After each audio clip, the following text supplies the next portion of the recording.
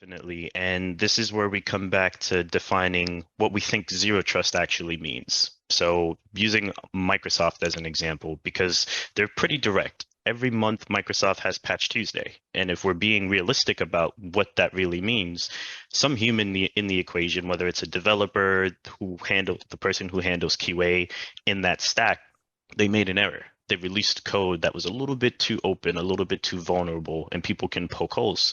So, like you mentioned, we used to be safe by just waiting for a patch, but that patch might never come out until that threat actor decides to weaponize it.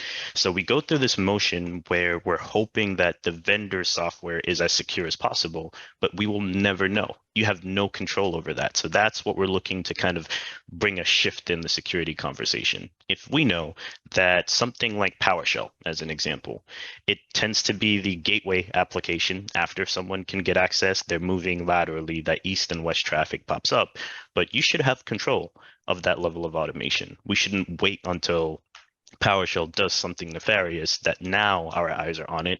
We understand how PowerShell should be used. So that's where we like to start the conversation. If we know what's supposed to transpire, we can eliminate a lot of that risk inherently just by allowing software to run. Because at the end of the day, ransomware is still software. And if it's not on the list, it's probably shouldn't be something that's able to execute whatsoever. And that's how we like to steer that conversation. So if we understand what should really be out there, the detection tools, like we're looking at the triangle here, they play a great role, but what we're hoping now is that they pick up something the moment it happens. And as far as I can tell, and for the people in the room here, you can let me know if I'm incorrect or not, but we understand exactly where only hoping detection wins kind of leads to. You think about the pipeline attack, SolarWinds Orion, really any high profile attack. A lot of those detection tools were present, but the issue now becomes we're waiting until something bad happens before being proactive in that sense. And that's where the difficulty really comes in. And no, I agree. And Rob, when it comes to a multi-layered approach, you've been working with the product now and with other advanced level antivirus solutions, EDR solutions. Do you feel like that just having an EDR or a threat hunting system on an environment is sufficient? Like if it's just one or two layers deep, or do you feel like having an additional system that proactively shuts down the applications before they run or whatever, do you feel like that's actually preventing issues before they come up, or is it simply just adding a layer of complexity to an environment? It's really both.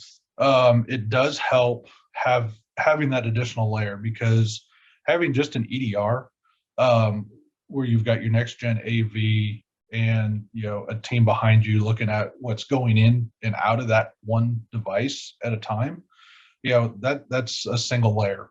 Anything could be developed to slip through that. But really having the multiple layers between EDR, SIM, zero trust, like ThreatLocker does, it allows us to be able to really know that we're fairly protected. Now, it's never an end-all be-all. Nothing's 100% guaranteed. Things can still slip through. But it gives you different layers and different, basically, checkpoints that something's going through to get caught.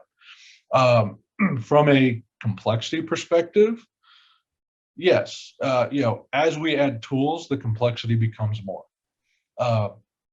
Because with an EDR, you've got to understand how it's detecting things.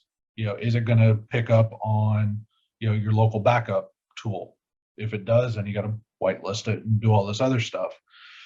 So we're just adding to that complexity. But what we get out of that complexity is peace of mind, and also the ability to, as I was mentioning earlier, you've got to be able to answer audit questions, cybersecurity questionnaires. You're able to confidently answer those, so that way you're protected, or you're passing an audit, or God forbid something does happen, your insurance company will help pay for it. So right. It's the trade-offs. So when it comes to this level of putting together the zero trust systems, why is this different than what we saw in the market 5 years ago at the network layer. So there has been zero trust in the past at the enterprise level. What makes using ThreatLocker different than the other products that are out on the market currently for Zero that? trust, right? And it's always been the standard. We know if we approach everything the same way we configure our firewalls, we don't allow all traffic, we lock that down and we only allow the things that make sense. So the biggest shift now is the workload. Traditionally, if you're implementing zero trust, just controlling applications, you'll deal with some older tools that would even block things like Windows updates. Someone on staff would have to look at maybe 1909 upgrading to 22H2 or Windows 11, and that could be anywhere from 80,000 to honestly 120 plus individual files that someone would have to manually whitelist. And that's where we're looking to make a difference. If we can maintain Windows updates and dependencies and remove that from your type of management, we allow zero trust to be pretty palatable. But now the automation is really the key. Instead of anyone on staff having to track things as simple as Google Chrome updating, that's where we offer the coverage to make sure that the typical things, the day-to-day apps, your business can still function without a lot of heavy touches. The goal now is to make sure that thinking about the triangle, no matter what layers we put in place, at the end of the day, humans, us, everyone on staff, that is where the risk will always be. The humans on our tech team, the humans that we are managing, we're protecting in a day-to-day, one click can always make the difference. And that's what we're looking to build a bit more assurance around. It doesn't matter if someone clicks something that's bad, intentionally or unintentionally.